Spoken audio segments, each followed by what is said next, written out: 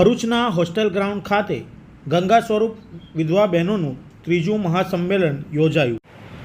ભરૂચ નર્મદા હિતરક્ષક સમિતિ દ્વારા hostel ground પર ગંગા સ્વરૂપ વિધવા બહેનોનું ત્રીજું મહાસંમેલન યોજાયું હતું. ભરૂચના હોસ્ટેલ ગ્રાઉન્ડ ખાતે રવિવારે હિતરક્ષક સમિતિના કન્વીનર ખુમાનસિંહ વાસિયા દ્વારા વિધવા બહેનોનું ત્રીજું મહાસંમેલન યોજાયું હતું, જેમાં ભરૂચ અને નર્મદા જિલ્લાની મોટી સંખ્યામાં બહેનો આ સંમેલનમાં ઉમટી આવી હતી.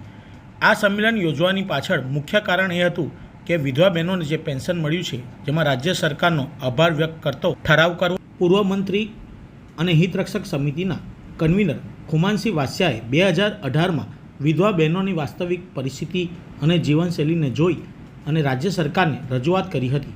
ત્યારબાદ ભાજપ સરકાર એને આશીર્વાદ સ્વીકાર કરી અને જિલ્લાની 70,000 બહેનો અને રાજ્યની 21 લાખ વિધવા બહેનોને આ સહાય શરૂ કરી હતી, જેને લઈ સરકારનો આભાર વ્યક્ત કરતો એક ઠરાવ કરવો તે હેતુથી મહાસંમેલન યોજાયું હતું.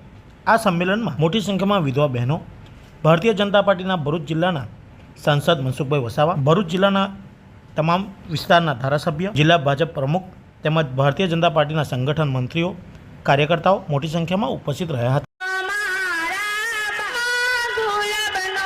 આજનો આ કાર્યક્રમ ખૂબ જ સંવેદનશીલ છે અને એ બેઠા ને ત્યારે મનસુખભાઈની સાથેનો અમારો એક પ્રસંગ મને યાદ આવ્યો. 1986માં મનસુખભાઈએ એમનું ગામ જૂના રાજપીપળામાં એકદમ ડુંગરા છોડીને પછી ડુંગરા વટાવીને જવાનું એમનું ગામ, એ ગામ આખું કરજણ ડેમમાં ડુબાણમાં ગયું. ડુબાણના પ્રશ્ને એમણે એક બહુ મોટું સંમેલન બોલાવ્યું આદિવાસીઓ. મને એવો ખ્યાલ છે મોટા ભાગના મહાનુભાવો બોલ્યા હતા કે ભાઈ દુઃખની વાત તો સુખી ના સમજે પૂરું, સુખી જો સમજે પૂરું તો દુઃખ વિશ્વમાં ના ટકે. આ બધી બહેનો જે છે ને દુખિયારી બહેનો છે. તમારી કેવી પરિસ્થિતિ છે? નેત્રંગ ગામમાં 3 બહેનો વિધવા એક સાથે રહે, એનો સાથે એનો છોકરો જે હેન્ડીકેપ છે.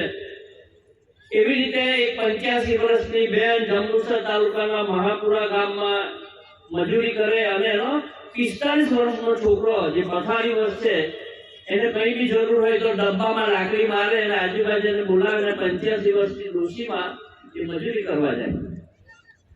સામે બોર ભાષામાં 3 બહેનો વિધવા એક સાથે રહે અને નાનો બાળક રહે.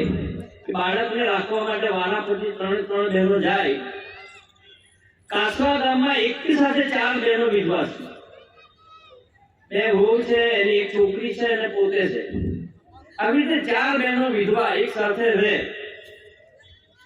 જે 1250 પેન્શન મળતું હતું તે પહેલા એમને કશું મળતું નતું અને 1250 મળતા થયા પછી એ જે મહાપુરાના બહેને હમણાં જે પોતાનું વાત કરી ને, એ 1250માં પોતાનું ઘર ચલાવે.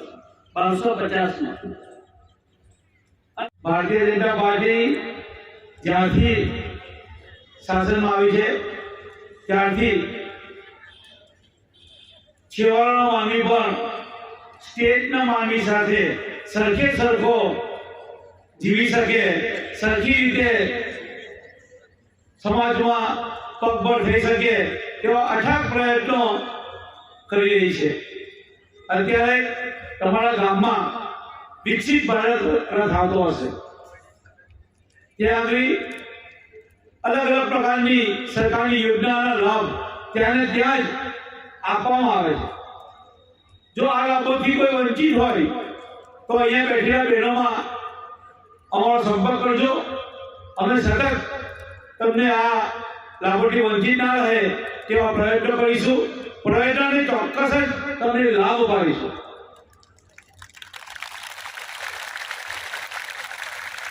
વાત પગભર થવાની, હમણાં જ 4-5 દિવસ પહેલા પ્રધાનમંત્રી વિશ્વકર્મા યોજના, જેમ ખુમાનસિંહભાઈ હરજીની કોઓપરેટિવ બેંકમાંથી નાના લોકોને મોટા થવાનો, પગભર થવાનો લોન દ્વારા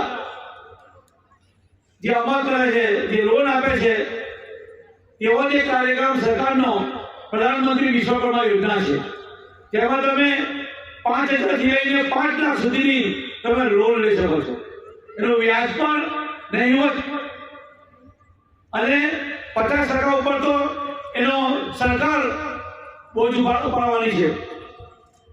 હાથ કામથી જે પણ વસ્તુ બનતી હશે તેને માટે સરકાર લોન આપવાની છે. બહેનો અને ભરપૂર આપણે લાભ લઈશું. જ્યાં પણ આ લાભમાં આપને તકલીફ પડતી હોય તો ભારતીય જનતા પાર્ટીના દરેક ગામે ગામ અમારા કાર્યકર્તાઓ છે. સરપંચ છે, તાલુકા પંચાયત, જિલ્લા પંચાયત, ધારાસભ્ય છે, એનો સંપર્ક કરજો. ચોક્કસ તમને લાભ અપાવશે. અનેક યોજનાઓ છે. ભરૂચ નર્મદા જિલ્લા હિતરક્ષક સમિતિ દ્વારા અમારા જ્યારે ધ્યાનમાં વિધવા બહેનોનો એક સંવેદનાત્મક પ્રશ્ન અમારી પાસે આવ્યા પછી એ પ્રશ્નને અમે વાચા આપવાનો પ્રયત્ન કર્યો છે અને જેના કારણે ગુજરાત સરકારમાં એનો હકારાત્મક પ્રતિસાદ પ્રાપ્ત થતાં આશીર્વાદરૂપ ભારતીય જનતા પાર્ટીની સરકારે જે નિર્ણય લીધો જેના કારણે ભરૂચ જિલ્લામાં અત્યારે 70,000 બહેનોને પેન્શન મળે છે અને ગુજરાતમાં 21 લાખ બહેનોને વિધવા પેન્શન મળે છે. તો આજનું આ તૃતીય મહાસંમેલન જે છે એ મહાસંમેલન પાછળનો અમારો યોગ્ય મુખ્ય ધ્યેય છે કે જે 18 અને 19 દરમિયાન જે અમારી સાથે કાર્યકર્તા હતા એમાંના 13 કાર્યકર્તાઓ એવા છે ભાઈઓ અને બહેનો થઈને કોરોના કાળમાં ગુજરી ગયા.